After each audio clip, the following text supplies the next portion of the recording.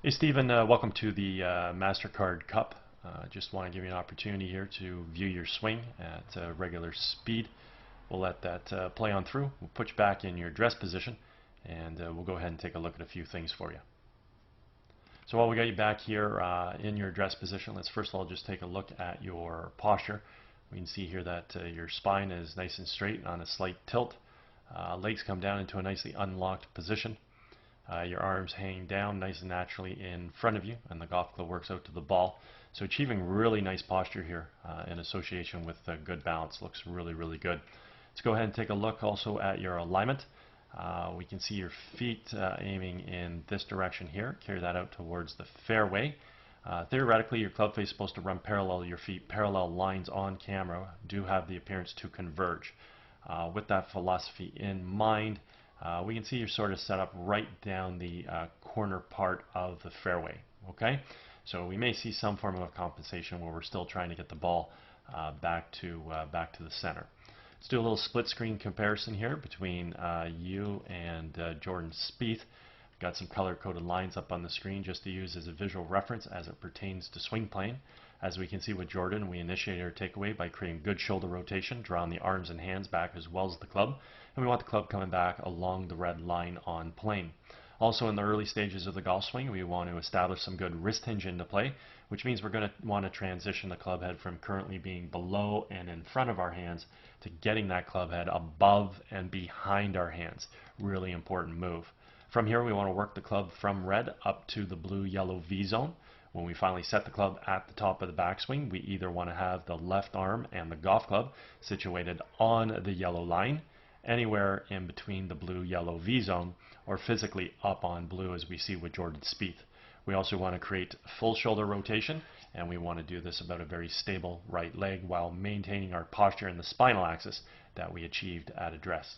Let's go ahead and watch you initiate your takeaway here. Draw your hands back very nicely with good shoulder rotation.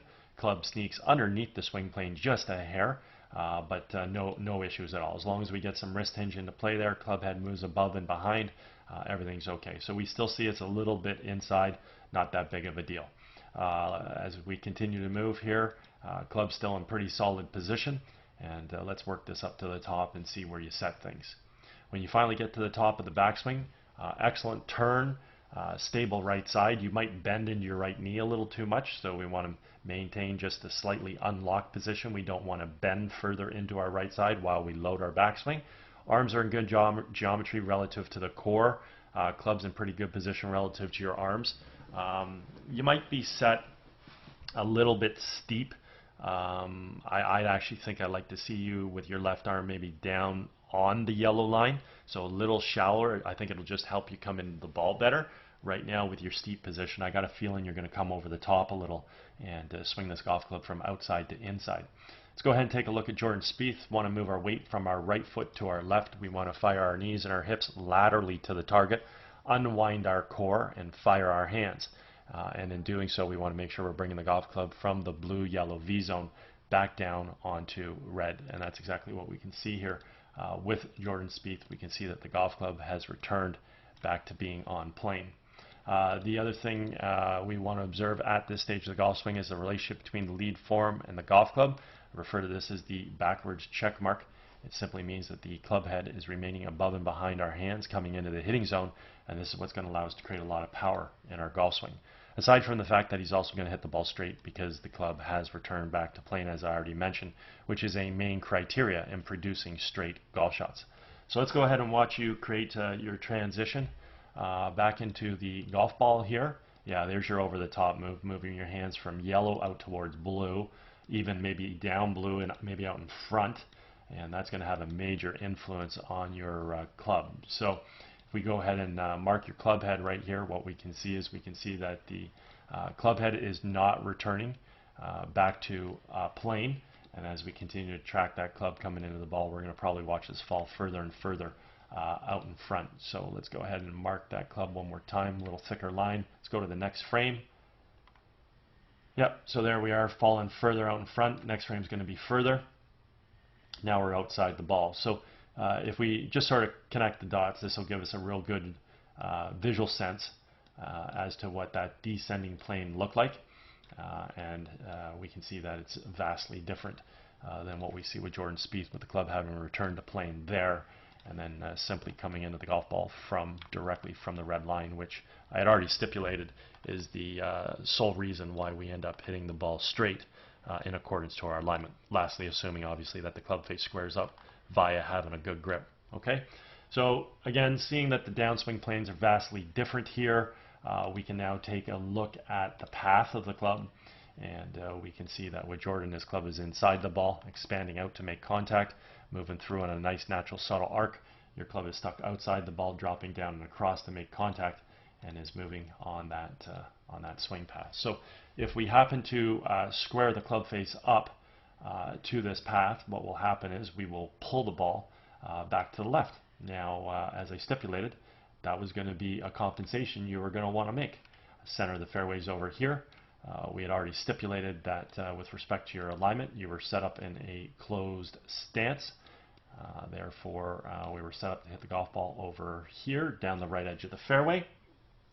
So you're getting the golf club to the top of your backswing, and you're coming over the top, and you're trying to attack that ball from outside to inside. Swing the club along the red path, and you're trying to pull the ball down red back at blue. And if the timing's good, well, you will hit what I refer to as a pull straight shot, or maybe just a subtle pull fade or a subtle pull draw. None of those are going to hurt you at all. So what would that mean is obviously the ball would stay at red, or it would just move softly to the right, or it would move softly to the left. And the issues arise, though, is when the club face over releases, what's going to happen is this golf ball is going to move aggressively left with the pull draw, or if you leave the face too open, then it'll move aggressively to the right with a slice. So the end result of your golf shot is dictated based on the timing of the club face. Because the club is attacking the ball from outside, striking the ball, moving inside. If we over-release the club, goes down red, follows green. If we under-release the club, goes down red or a little right of red, and then follows yellow. And if we time it properly, it stays on red, and we'll hit either, again, what I said is a pull straight shot, or a subtle pull fade, or a subtle pull draw. None of those are going to hurt you at all. As we come through, I just want to look at your footwork here, see if you get up off your right heel onto your toe. You do, so pretty good finish there. So we don't need Jordan anymore. And I just want to get rid of these plane lines and sort of get you back just before you strike the ball. I want to look at your club face here through impact. So it looks like club face squares up. Also looks like maybe you hit the ball low off the leading edge of the club. So we're hitting the ball left because that's where we're swinging, and we're squaring the face up to that. And the other problem is we didn't get the ball high enough on the face to create any launch angle, so we're hitting the ball really, really low. So obviously we got to get that ball up on the face of the club to improve our launch angle and our trajectory. And really, when it comes down to it, when you do that, you'll obviously get a much better ball flight. But the problem still arises once we get that ball launched in the air, because we're swinging from out to in. We still don't know what's going to happen to the ball as far as going left or right based on what that club face is doing through the impact zone. Okay? Anyways, overall, really nice athletic ability here from you. Your hands work great. You bring your hands back, you fire them through. Your core works well. You coil, you uncoil. Your feet work good, allowing you to get through to a good finish. It's just unfortunate that three things we need to be consistent are good aim, good downswing, playing good club face, and we don't have any three of those criteria. We're aiming out to the right. That causes our subconscious brain to say, hey, I better come over the top, swing the club from out to in. Let's pull this ball back to the left. At that point in time, the subconscious brain probably says most of the time, try and leave the face open. If it doesn't, well, we hit pull hooks. If it does, perfect. And if we leave it too open, we pull slice it. In this particular case, again, we didn't get the ball on the right spot of the club face, so we're not even getting any launch angle or trajectory to find out what kind of golf shot we're actually hitting. Okay? Anyways, if at any point in time you ever want to work on any of these aspects of your golf game, I'm located over at Glen Abbey in Oakville. Be happy to structure a program for you. Also, if you're involved with any golf tournaments at all, you guys are looking for a unique gift to provide your guests, feel free to touch base. Be happy to discuss those services with you. Anyways, again, hope you had a fabulous day, and I hope you enjoyed getting an opportunity to see your swing on video. Take care.